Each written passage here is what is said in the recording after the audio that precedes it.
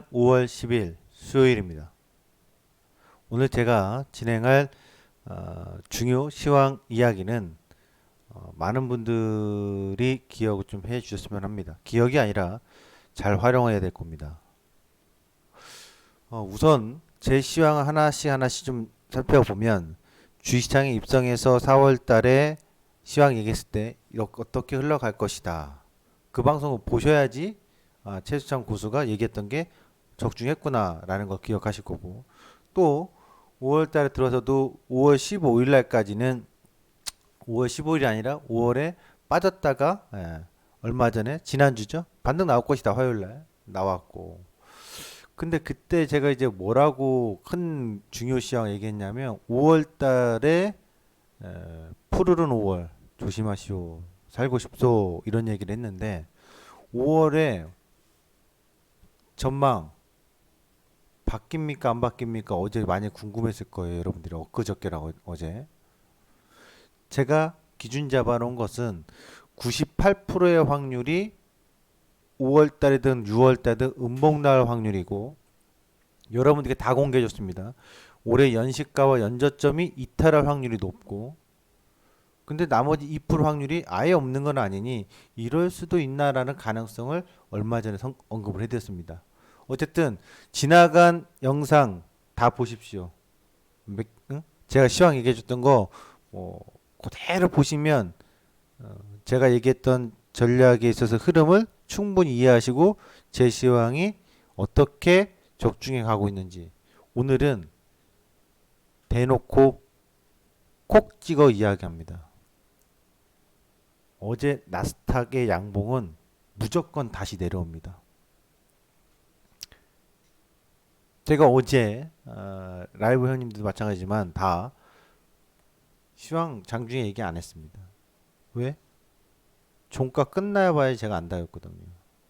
어제 미국의 나스닥 지수는 전부 다 빠집니다. 어제 개파랑 양봉으로 올라왔던 그 상승의 흐름은 며칠간이든 하루 이틀이든 며칠 좀 더 반등이 나오면 그런가 보다 하세요. 허나 어제 양봉의 저점은 무조건 다시 깨집니다.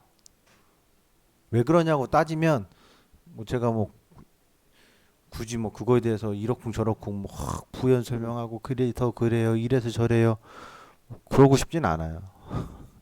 그렇게 해도 믿고 안 믿고는 여러분의 자유고 선택이니까요.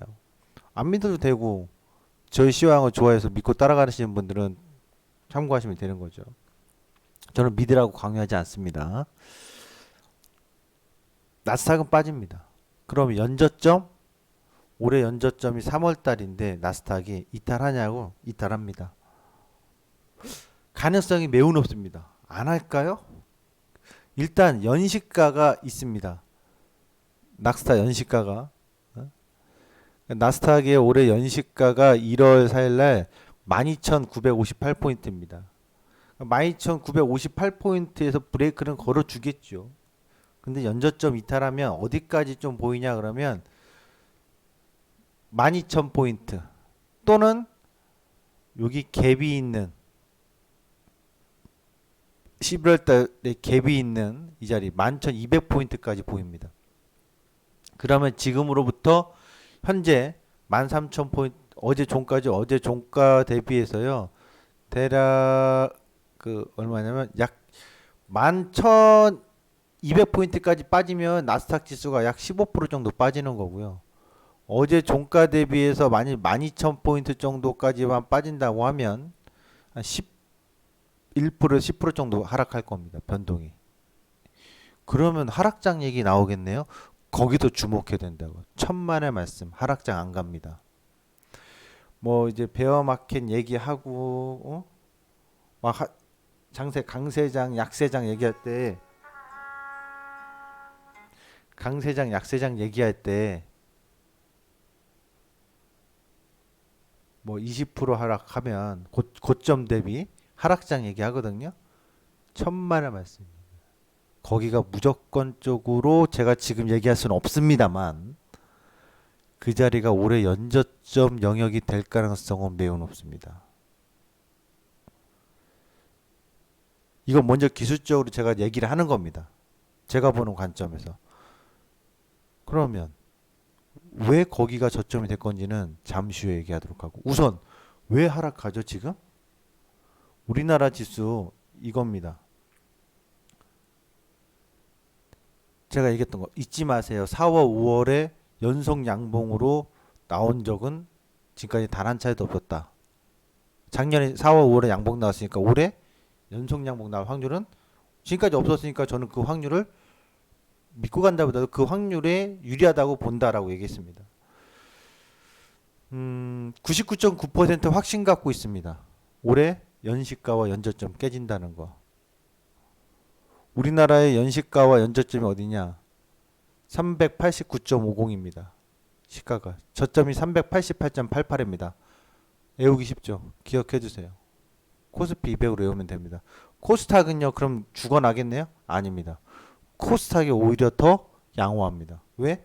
코스닥은 어차피 무너지지 않습니다. 왜? 900포인트대를 아무리 많이 내려가야 880포인트대를 지키고 버티기 때문입니다.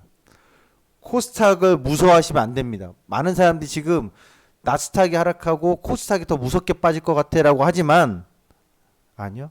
대형주가 더 무섭게 흔들립니다. 그리고 코스닥은 다시 또 올라가는데 왜냐? 코스닥 올해 굴곡 상승이에요. 코스피도 어차피 굴곡 상승이에요. 그런데 체감적으로 같은 영하라도 영하 3도라도 바람이 불면 더 춥게 느껴지잖아요. 코스피는 그런 체감적으로 더 춥게 느껴지는 상황이 올 거고 코스닥은 아니요. 코스닥에서 어리버리 손절치고 도망가잖아요. 뒤늦게 굉장히 후회할 겁니다. 그러면 결론적인 얘기는 다 했습니다. 시장 얘기 제가. 자, 첫 번째. 그래서 빠진다는 얘기네요. 네, 빠집니다. 지수. 그러면 도망가야 되는 거 아닌가요?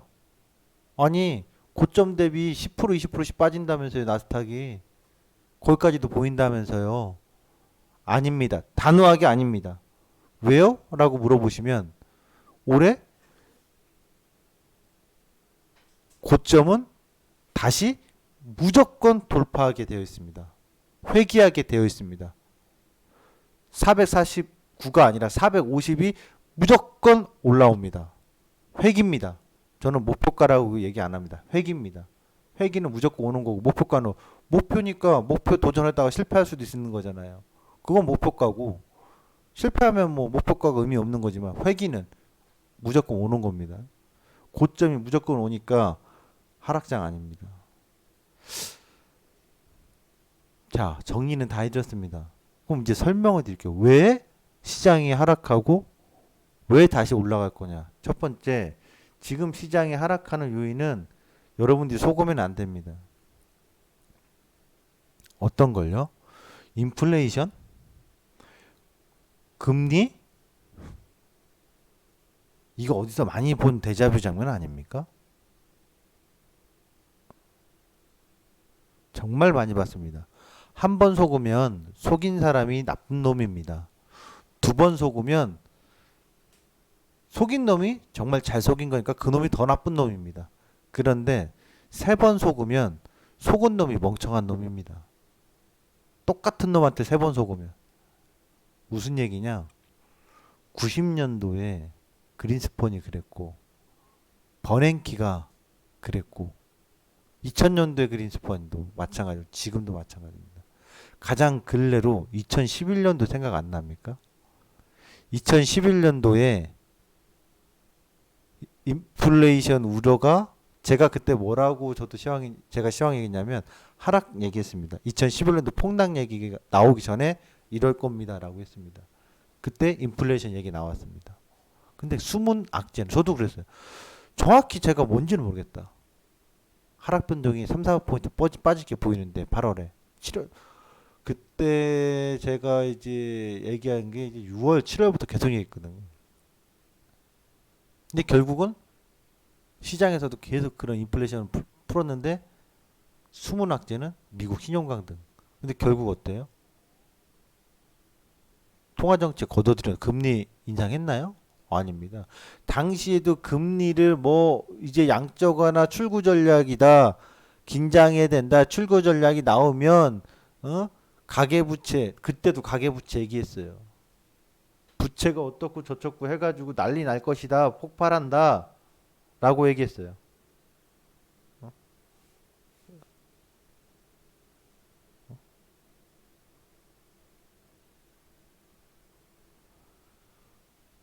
그런데 어떻습니까?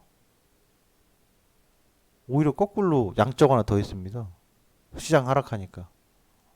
가장 근래로 그렇습니다. 지금 인플레이션 우려는 제가 하는 게 아니고 여러분이 하는 게 아니라 FOMC 위원들이 하는 겁니다. 그런데 말이죠. 저는 그때랑 너무 똑같이 보여요. 이것은 하락장으로 가는 증시와 금융시장의 불안 요인이 부채 위기나 지금까지 퍼부었던 양적 완화로 인해서 폭발적인 인플레이션으로 인해서 시장에 부담을 주는 악재 요인이 아니라 시장 포트폴리오 재조정하는 빌미로 명분을 만든 겁니다. 지금 트럼프 대통령 때 법인세 인하에서 가장 많이 수혜를 보고 코로나 때 가장 많이 수혜를 보고 자산 가치가 급격하게 증가해서 고퍼라고 할까요? 밸류에이션이 부담을 느끼고 있는 곳이 어디입니까? 네, 기술주입니다.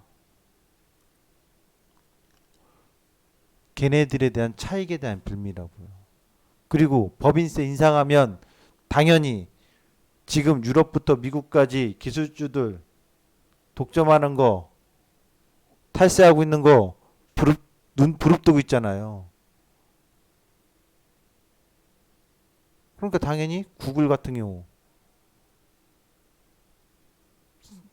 상승의 모멘텀보다 차익의 빌미가 나오는 거죠. 아, 그럼 이것은 하락의 빌미로 무엇을 하는 과정이다? 네. 주도주 재편하는 과정일 거라고. 제가 그토록 반도체 지금 아니라니까요. 올해 상반기 내내 들어가 봐야 재미 못 봅니다. 누가 8만전자, 삼성전자, 대한민국 국민 대다수가 개인 투자자분 주린이들이 갖고 있는 삼성전자에다가 안 좋다라고 대놓고 얘기할 수 있겠습니까? 저는 대놓고 얘기했습니다. 싫어하겠죠. 네가 뭔데 삼성전자 못 간다고 얘기하냐?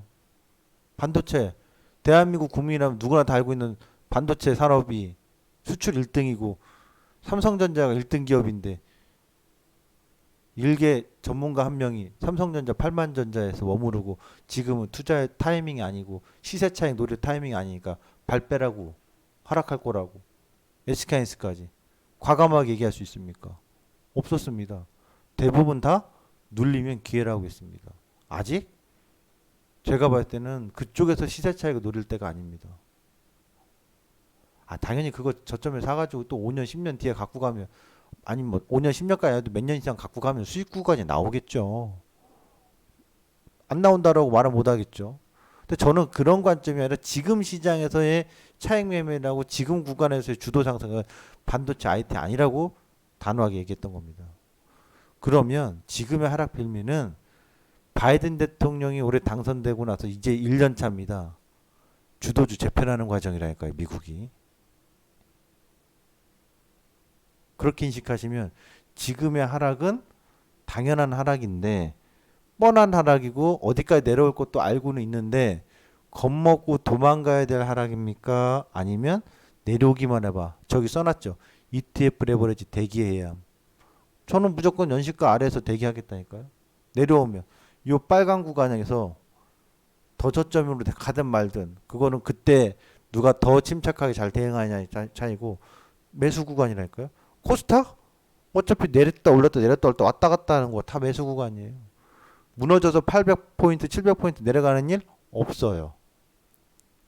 코스피도 300포인트 이하 내려가는 일 없어요.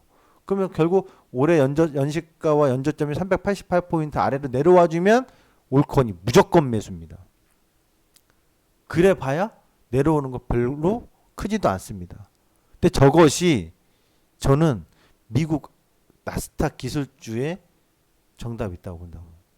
확률이 이 양봉이 훼손될 거라고는 거 보이는데 연시가에서 브레이크 걸어버리면 우리나라 하락폭이 작은 거고요. 만약 연시가에서 걸리지 않고 그냥 쭉 내려와서 연저점 3월 달에 깨버리면 이건 무조건 우리나라도 연시가까지 내려오고 연저점까지 깨는 겁니다. 이 밸런스를 같이 보면서 전략 세우시라고요. 위기 아닙니다. 단호하게 위기 아닙니다. 인플레이션 금리 웃기지 말아야 합니다. 뭐 헤지펀드의 대가가 어쩌 그래서 그 헤지펀드 대가가 FOMC 의장입니까? 2011년도에도 그랬고요. 2004년도 5년도에도 조선일보에서 노무현 대통령 시절에 가계부채 위기다, 크나큰 위기다, 경제 위기다, 금리 올렸거든. 2004년 2월에 누가? 크린스펀이. 그런데 어떻게 됐습니까? 미국 증시는 헐헐 날아갔습니다.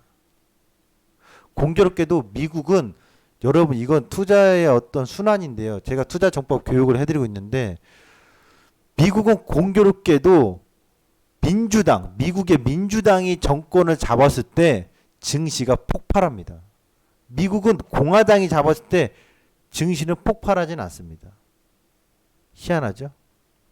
뭐 그건 제가 모르겠습니다.